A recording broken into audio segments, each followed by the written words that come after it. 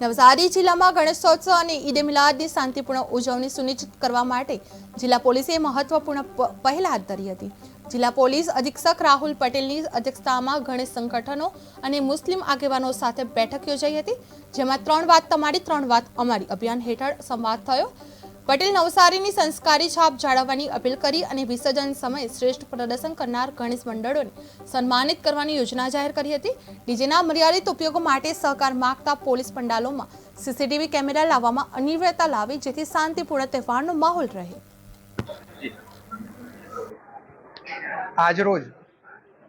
સરકારના ગૃહ વિભાગ તરફથી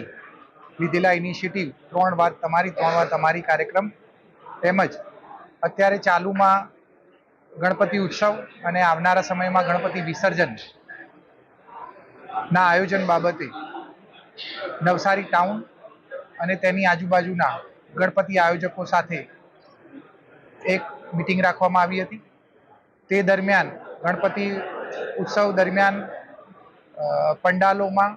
ગણપતિ પંડાલોમાં સીસીટીવી કેમેરા તેમજ બીજી સગવડો અને વિસર્જન દરમિયાન ધ્યાનમાં રાખવાની બાબતો, તેના સમય, તેની સાથે જોડાયેલા ડીજે અને એના માટે તંત્ર તરફથી કરેલા જાહેરનામા, આના પાલન અને ઉત્સવની ઉજવણી તેમજ એની સાથે આવનાર ઈદે મિલાદના ઉત્સવ બાબતે પણ જે બાબતો ધ્યાનમાં રાખવાની હોય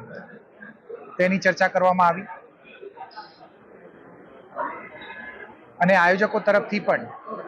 અત્યાર સુધી ભૂતકાળમાં એમના જે અનુભવો રહ્યા છે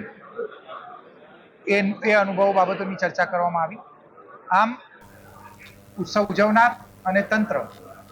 સાથે મળી અને કેમ વધુ